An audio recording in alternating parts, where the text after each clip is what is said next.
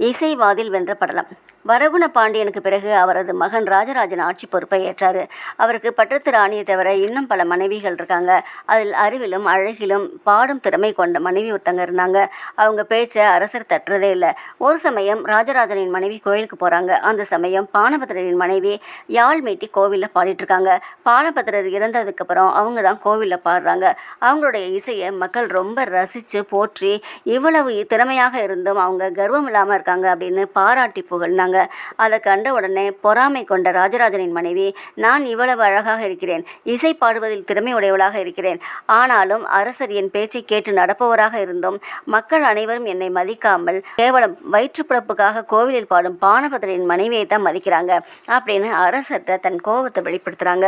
உடனே அரசர் சொல்றாரு, திறமைமிக்க பாடகிய ஈழத்திலிருந்து வரவழைத்து பானபத்திரின் மனைவியோட போட்டியிட்டு பாட செய்யலாம் அப்படின்னு சொல்றாங்க. அதன்படி ஈழத்திலிருந்து ஒரு பாடகியை வரவழைக்கிறாங்க.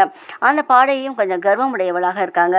அதுக்கப்புறம் அவங்க வந்த உடனே பானபத்திரர் மனைவிட்ட, நீ போட்டியிட்டு பாட சொல்லணும், போட்டிக்கு வம்புக்கு இழுக்கணும், அவங்க வரமாட்டேன்னு சொன்னாலும் ரொம்ப வாக்குவாதம் பண்ணி அவங்கள அவமானப்படுத்தணும், நீ அவங்களோட பாடும்போது நீயே வெற்றி பெற்றவளாக நான் அறிவிக்கிறேன், அதே போல் வெற்றி பெற்றவங்களுக்கு தோல்வி அடைந்தவங்க அடிமைனும் அறிவிக்கிறேன் அப்படின்னு சொல்கிறாங்க. அதனால இன்னும் கொஞ்சம் கர்வம் கொண்டவளாக இருக்காங்க.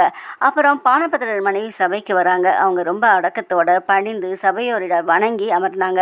கர்வம் கொண்ட ஈழப்பாடகியோ இவளை பார்த்த உடனே, இவளோட பாடுறதுக்கு தான் நான் ஈழத்திலேருந்து வந்தேனா, இவளுக்கு இசை பற்றி என்ன தெரியும், சங்கீதம்னா என்னன்னு தெரியுமா, ஸ்வரம் ராகம் தாளம்னா என்னன்னு தெரியுமா, வீணையில் எத்தனை குற்றம் உள்ளது, எத்தனை நரம்புகள் உள்ளது, எத்தனை பண்ணு உள்ளது அப்படின்னு தெரியுமா அப்படின்னு பல கேள்விகளை அடுக்கிட்டே போகிறாங்க.